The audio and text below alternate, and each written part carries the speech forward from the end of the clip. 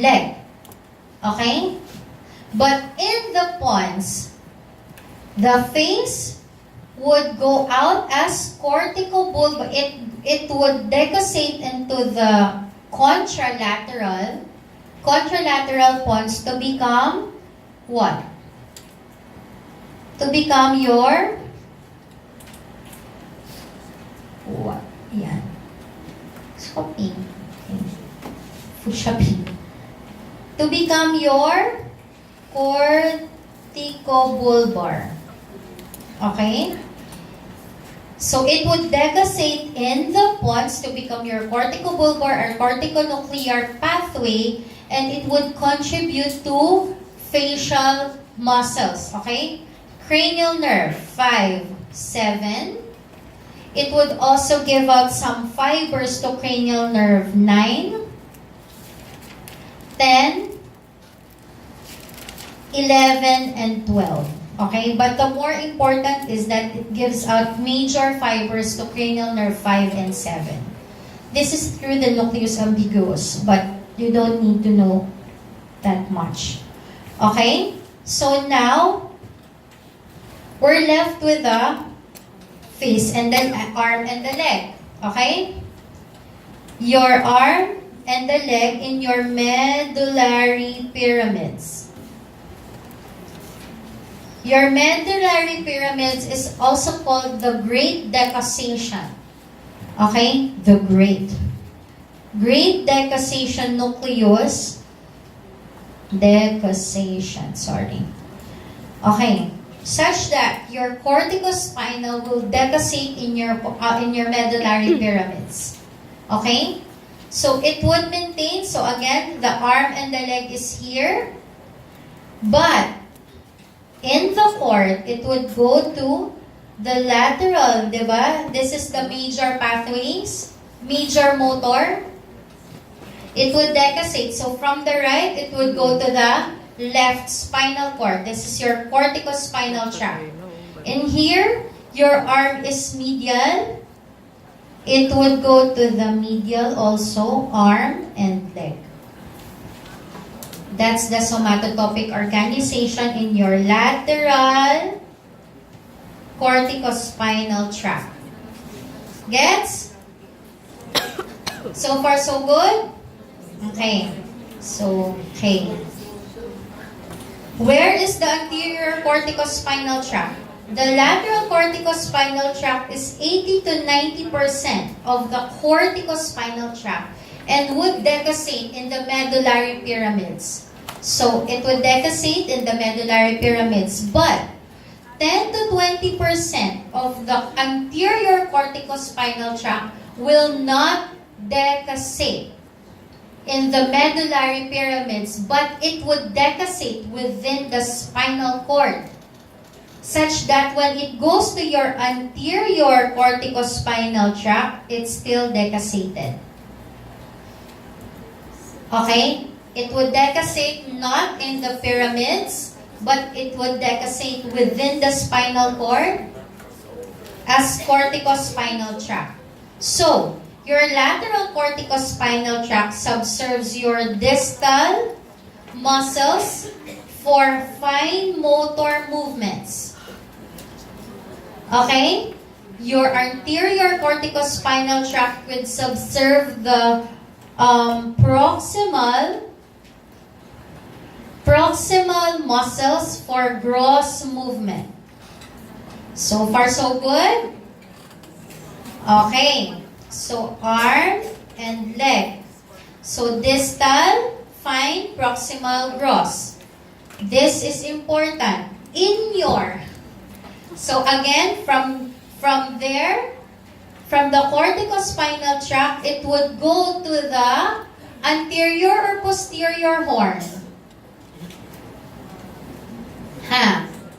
Anterior or posterior horn of the gray matter? Anterior. Kasi the posterior is always sensory. The anterior is motor. The final common pathway of the corticospinal tract, both lateral and anterior, is your anterior horn. Such that, ano ulit yung rexed lamina ng anterior horn? 8 and 9. Okay? Your anterior horn is divided into 4. There is always somatotopic organization, ha? Okay? Your 4, this is for the extensor, flexor, extensor, flexor. Oh my gosh, andun na. So, gusto niyo mas mataas? Okay lang? Yes. Extensor, flexor, distal, and proximal. This is related to the what's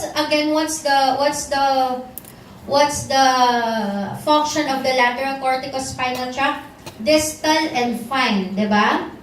So distal and fine here, like your interossei muscles, okay? Used for writing, picking up things, okay? Flexor and proximal from your anterior corticospinal, like your biceps brachii, your deltoids. Okay? They are functionally related.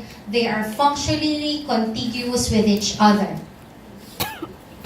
Gets? That's the somatotopic organization. And arm and leg, medial, lateral is the leg. Okay? Extensor, flexor, distal, and proximal. You want it blown up? Yes. Yes. And anterior ano pa lang tayo corticospinal tract pa lang tayo Dito na lang. Okay, I'll blow it up here. I test my selfie stick when I see sleep. This is the cord. I-erase ko na ito lahat. Are you okay? Yes. Erase ko na lahat. Goodbye. Bye. Okay. Again, the cord, somatotopic organization again, ha? Of your lateral corticospinal and your anterior corticospinal. Arm, leg. Okay? In the anterior horn, the final which is the final common pathway, is divided into 4. Okay? Extensor, flexor, distal, and proximal. Okay? Tandaan nyo lang na ito, mas malapit sa anterior, functionally related, proximal, and, distal and fine, proximally related to anterior corticospinal tract, proximal, and gross. Gets? Bye. Ayaw niya. Okay. Now we'll go to your major sensory. We're done with major. Are you good? We're done with the corticospinal. Can you understand it? No! Twice na yun Isa pa? No, you have to. Kaya niyo yan. Mastery is the key. Okay? You're just overwhelmed because it's the first time that nakausap nyo sila. But if you mastered it, it's gonna be so easy. Major sensory pathways. I will just tackle 3. Okay? 3 lang. Anterolateral system or your spinal thalamic tract. Somebody wants to replace me here? 2 is your dorsal column lemniscal pathway. Okay? And 3, trigeminothalamic tract. TTT. Okay? First, let's go to your anterolateral system or your spinothalamic tract. Okay? Your anterolateral system subserves your what? Pain, temperature, light touch, and itch. Okay? Ow. Your dorsal column lemniscal pathway subserves your vibration. Ano pa? Crude touch. 2-point discrimination. And proprioception. Proprioception. What is proprioception? Your orientation in space. Nakatayo ka ba? Nakahiga? Nakataas ba yung paa mo? Nakaupo ba yung... Nakataas ba yung kamay mo? Nakababa ba yung kamay mo? Okay, that's proprioception. And then trigeminothalamic tract subserves all this in the face. Okay? So this is the limb and the face. Okay? First, let's go to anterolateral system. Okay. The cord, you will never go wrong with it.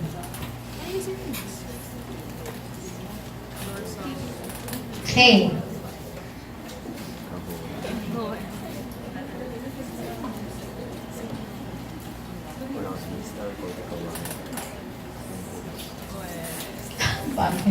Okay. Just so you know that your first order neuron in the anterolateral system is where? Dorsal root ganglion. The dorsal root ganglion has pseudo-unipolar neuron. Okay? There is trivia, there is really no true unipolar neurons in the brain, in the central nervous system, except your olfaction and your amacrine cells of the retina. Okay, so DRG. Okay, in your DRG, it would go to your Lissauer's tract, enter the posterior horn through your Lissauer's tract. It would go to what Rexed lamina? 1, 2, and 5. Good. 1, 2, and 5. Okay? 1 is marginal nucleus, 2 is substantia gelatinosa, and 5 is 5. Okay? These are small poorly myelinated fibers. It would decussate, this is the central canal, via your ventral commissure to the anterolateral system. Okay? Isa na yung aking ano dito. Baka may nalilimutan ng sabihin sa inyo.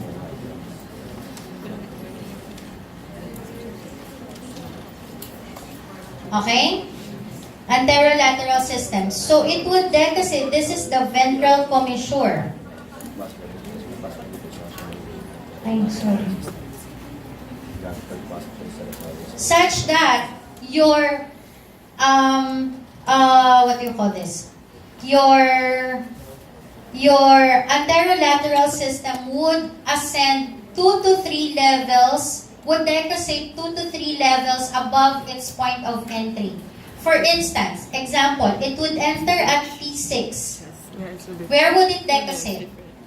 It's the other bit. T3 or T4. Okay? It would enter at T6, decussate at these levels. Okay? It is very important in localization. Okay? It would go up to your brainstem, midbrain, medulla, pons, and midbrain to your thalamus. Okay? First order, Second order lang. Second order and your third order neuron. Okay? Where in the thalamus? Your thalamus has 20 nuclei. 22, 23. What nuclei? Ventral, posterolateral. Ventral, posterolateral nucleus of the thalamus. And it would go to your primary cortex, the final pathway, leg, arm, and, face, leg, arm, and face. Okay? It would go to your primary sensory cortex, Brodmann's area 3, 1, 2. Hindi siya 1, 2, 3 3, 1, 2. Okay? That's your anterolateral system. Okay? It would decussate within the spinal cord. The anterior carries most of the mild touch or light touch. Okay? The rest is being carried by the lateral spinothalamic tract, pain, temperature, and itch.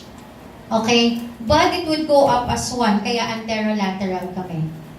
Okay? Gets? Next, we'll go to the dorsal column. So far, so good?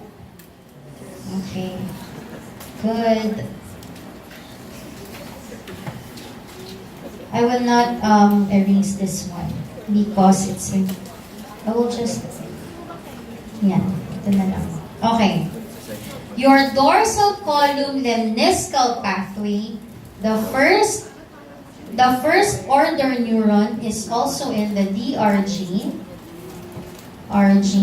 dorsal column lemniscal pathway. It would not go inside the Lissauer's tract, but instead go directly to the posterior column. Okay? It would go directly to the posterior column and go up the gracile nucleus and cuneate nucleus in the medulla. It's in the posterior medulla. This is the pyramids, just for your orientation. This is the gracile and cuneate nucleus.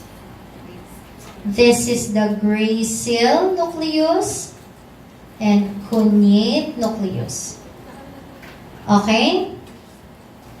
In the cord, okay, this is your posterior funiculi, posterior fissure. Okay? The dorsal column lemniscal pathway has somatotopic organization such that your arm is lateral and your leg is medial. Contrary to what? This is contrary to your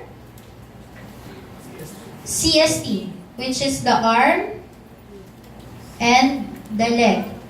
I forgot to mention, your anterolateral system also has somatotopic organization. This is the arm, this is the leg. Medial ang arm, lateral yung leg. In the dorsal column lemniscal pathway, medial yung leg, lateral yung arm. Okay? This is called cuneate fasciculus and gracile fasciculus. They are also named as nucleus in the medulla.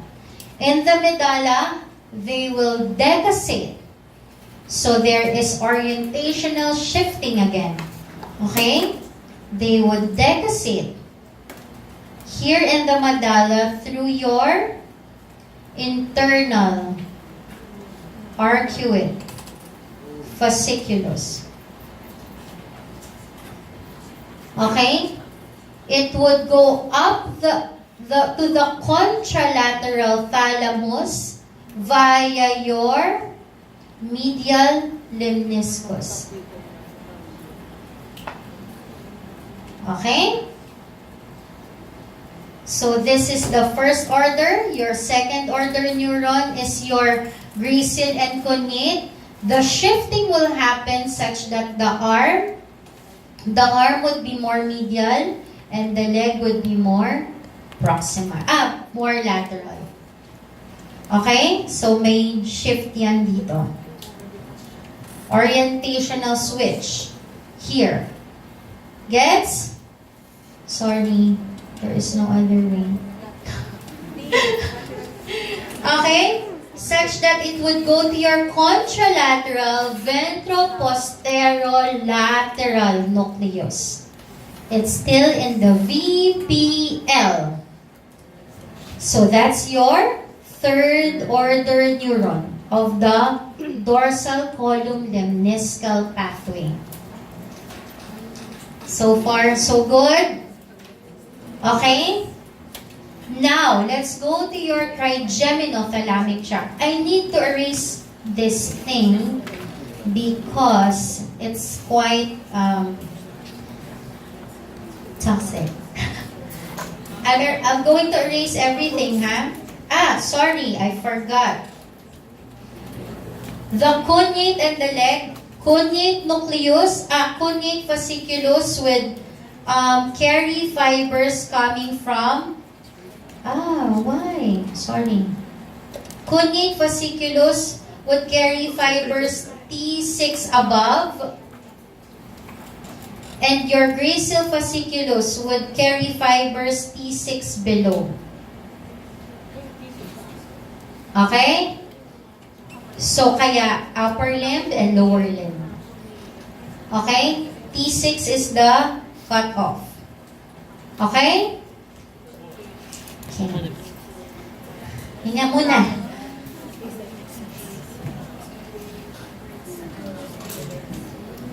Kaya pa, Per?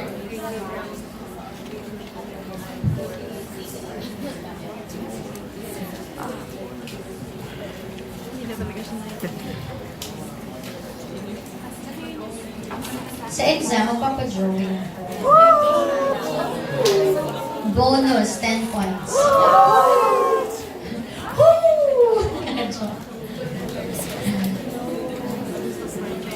Sinabi ko na, di ba?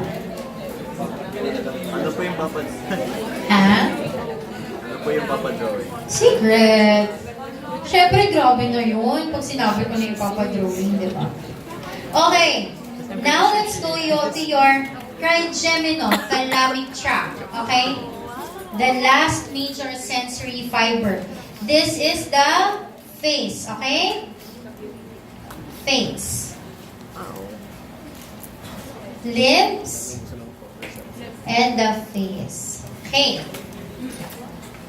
The cranial nerve that carries efferent fibers, sensory efferent, is the cranial nerve what? 5. Okay. So let's draw the pons. The cranial nerve 5. Ay, ang pangat na ng keyboard na. Okay. The cranial nerve 5 is in the pons. This is your basis pontis again. Your basis pontis carries what fibers? Corticospinal tract. Okay? Face, arm, leg. Diba? This would decussate to form the corticobulbar tract. Okay? This is the motor. Your sensory now is the cranial nerve 5 nucleus. Your cranial nerve 5 nucleus has major motor and major sensory nuclei. We'll go to the major sensory nuclei. Okay?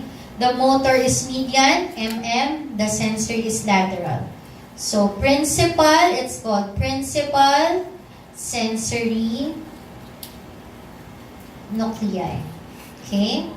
Major players, you have again this is orientation, right, left. Okay? This is your thalamus. Okay? And this is your primary sensory cortex. primary sensory cortex. Brodmann's area, 3, 1, 2. Okay?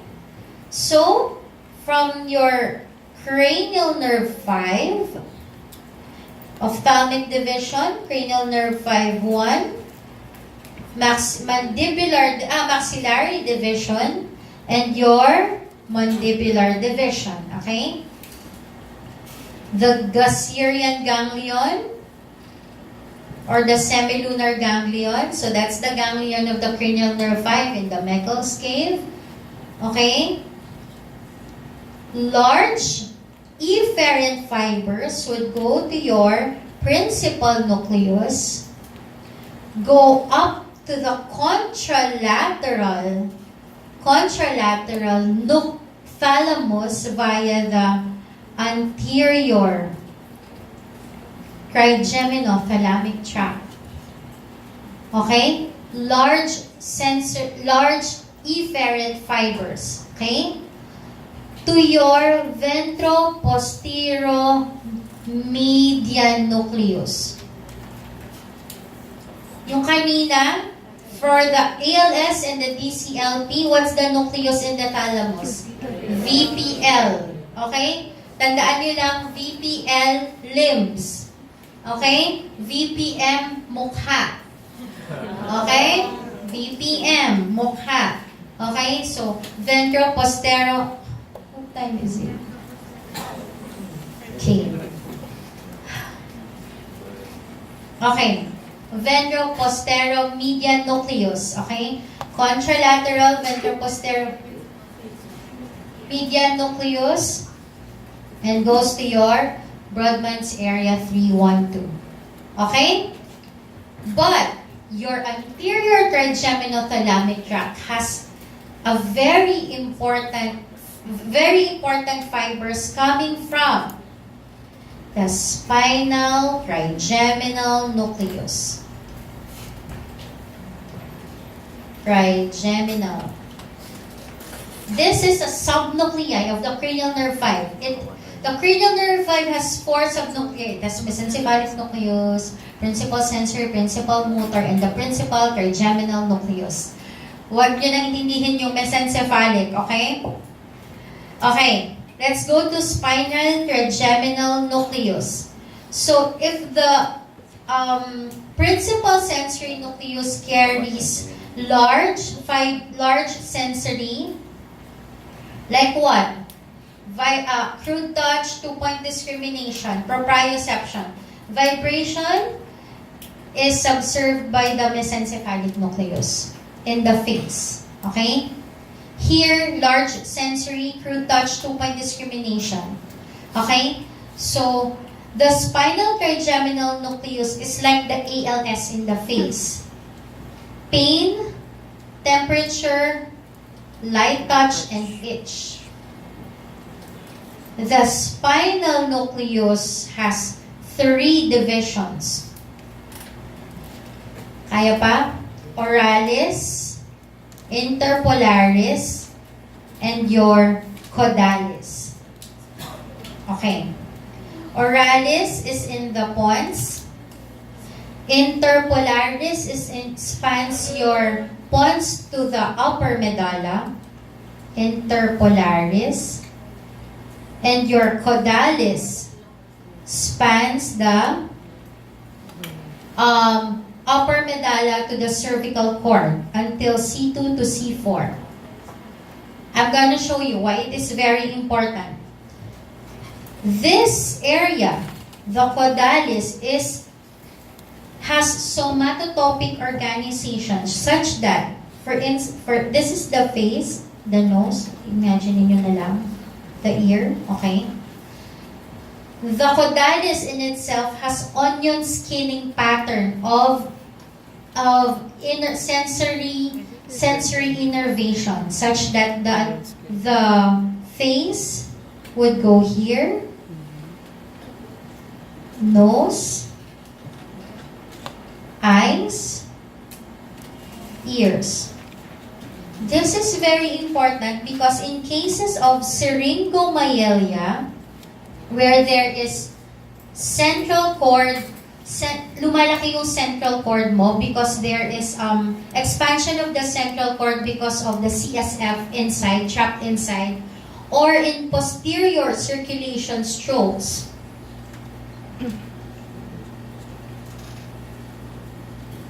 The first one to be affected is the face. There is actually perioral numbness. Why is there perioral? The initial, what would the patient tell you, Doktora? Parang namamanhid to. Ito lang. And then maya-maya, dizzy na sila, may dysarthria na. It's because there is, of course, posterior circulation stroke pala. But if you don't know this onion skinning pattern, you would just tell, baka may nakain ka ng allergy yan siguro. Okay? If you know that there is onion skinning pattern in your caudalis subnuclei of the spinal trigeminal nucleus, you would know that perioral numbness or numbness in the face, parang nag-onion skinning sila, Dok, ito muna, and then perioral muna, and then dito sa face ko, medyo maano na rin. So, nagaganyan sila. I mean, yung gradient, okay? Kasi na-affect pag ganyan. Gets nyo? Gets? Okay. So, this spinal trigeminal nucleus would join the anterior trigeminal thalamic tract to form the principal sensory nucleus to form your anterior trigeminal thalamic tract. Goes to your ventral contralateral VPM to your primary sensory nucleus. Where's the posterior? The posterior trigeminal thalamic tract is actually not that elucidated, but it's non-decussated. There are some fiber tracts that subserves the facial sensory that is non-decussated, and that's your posterior trigeminal thalamic tract. But it just contributes to like, I think 10 to 20% lang. But the major is the anterior trigeminal thalamic tract. Okay? Kaya? Okay. Let's vault in. Okay. Dun. Okay. To sum it all up, summary, tapos na, hindi pa. Konti na lang. Okay?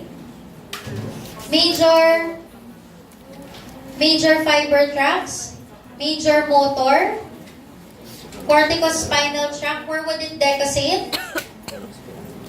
Decussation. Oh wait, sorry. Origin muna.